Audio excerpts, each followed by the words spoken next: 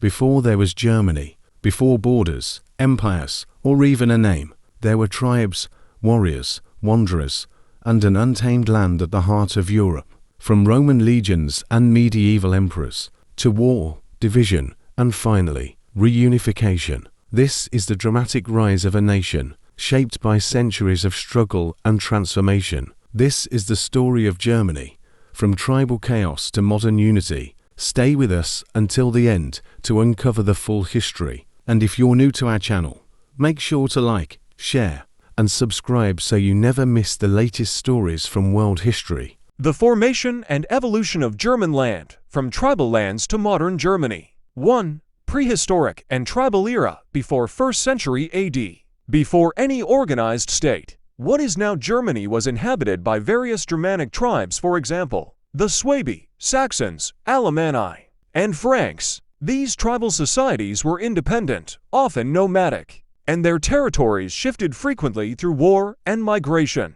2. Roman influence and the Rhine border, 1st–5th century AD. The Romans controlled parts of western Germany, especially along the Rhine and Danube rivers, and established fortified towns and roads. However, most of what is now Germany remained outside Roman control, considered Germania Magna. 3. The Frankish Empire and Charlemagne, 5th–9th century. After Rome's fall, the Franks, a Germanic tribe, rose to power. Under Charlemagne, a vast empire was established covering modern Germany, France, and beyond. This is the first time a significant Central European state included German lands. For Holy Roman Empire 96 to 1806, the eastern part of Charlemagne's empire evolved into the Holy Roman Empire. It was not a centralized nation-state, but a complex of semi-independent duchies, kingdoms, and cities in Central Europe. German lands were the empire's core, though it included parts of Italy and other regions. The emperor was often a German prince, but had limited control over local rulers. 5. Fragmentation and regional identity, late Middle Ages. From the 13th to the 18th century, principalities, free cities, and church lands, regional identities, Bavarians, Saxons, Prussians, etc., became strong.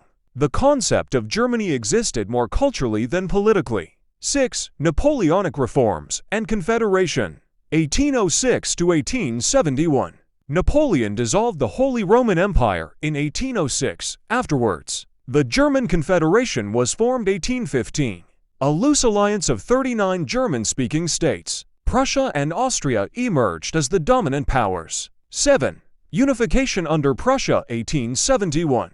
After wars against Denmark, Austria, and France, Otto von Bismarck unified Germany under Prussian leadership in 1871. The German Empire was formed, a constitutional monarchy with a strong central government. Austria was excluded. 8. Weimar Republic and Nazi era. 1918 to 1945. After WWI, the monarchy collapsed. Germany became the Weimar Republic, a democratic republic, but it faced political and economic instability. In 1933, Adolf Hitler took power, leading to a dictatorship and World War II. After defeat in 1945, Germany became a patchwork of hundreds of small states. Germany was occupied and divided by the Allies. 9. Division and reunification.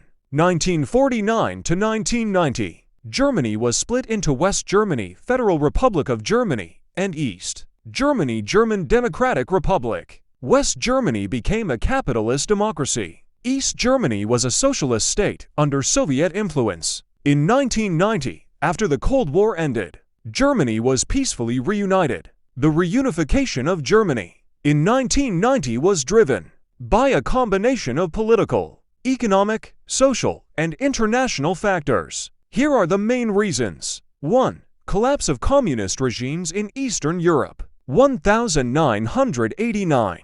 In 1989, one by one, communist governments across Eastern Europe fell due to widespread protests, economic failure, and demands for freedom. This included Poland, Hungary, and especially East Germany. The Soviet Union, under Mikhail Gorbachev, chose not to intervene militarily as it had in the past. 2. Fall of the Berlin Wall, November 9, 1989.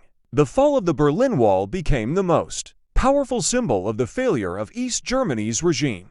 It allowed East Germans to freely cross into West Berlin.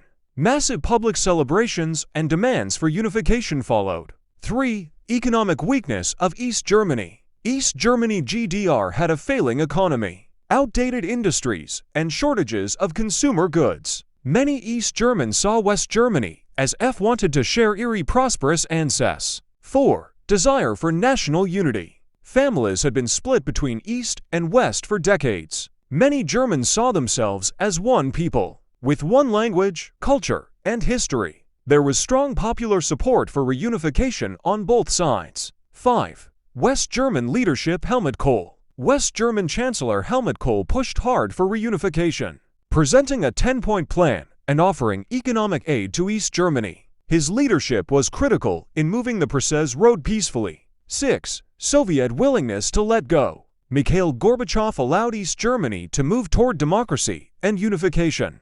Unlike previous Soviet leaders, he did not use military force to suppress reform movements. He also agreed to let a united Germany stay in NATO, which was crucial. 7. International support. The United States, United Kingdom, and France supported reunification, although cautiously. The key Western powers and the Soviet Union negotiated the 2+4 agreement, 1990, which allowed Germany to reunite full sovereignty. 8. Peaceful revolution in East Germany. Mass protests and civil resistance in East German cities like Leipzig and Berlin forced the communist government to resign.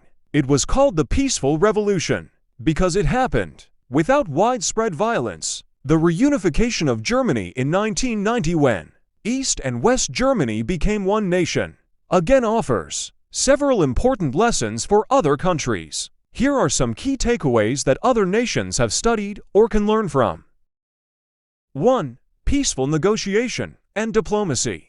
Germany's reunification was achieved through peaceful negotiations rather than conflict. International cooperation, especially between the US, UK, France, the Soviet Union, and the two Germanys, was crucial. Lesson: diplomatic solutions and multilateral agreements can resolve even deep political divisions. 2. Economic integration is difficult but possible. East Germany had a weaker economy than the West. Reunification required massive investment in infrastructure, industry, and social systems. The West German government spent hundreds of billions of euros to support development in the East. Lesson: economic reunification or integration requires patience, resources, and long-term planning.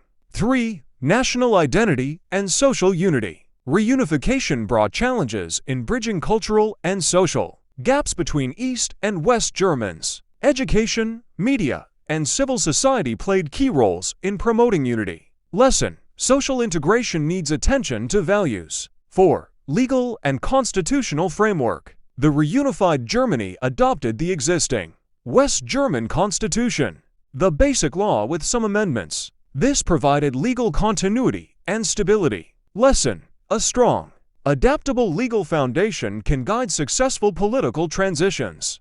Identity and inclusion, not just laws or politics. 5. Importance of international approval. Reunification was accepted and supported by Germany's neighbors and major world powers. This avoided regional tension and instability. Lesson: earning international trust and support can be critical in national transformations.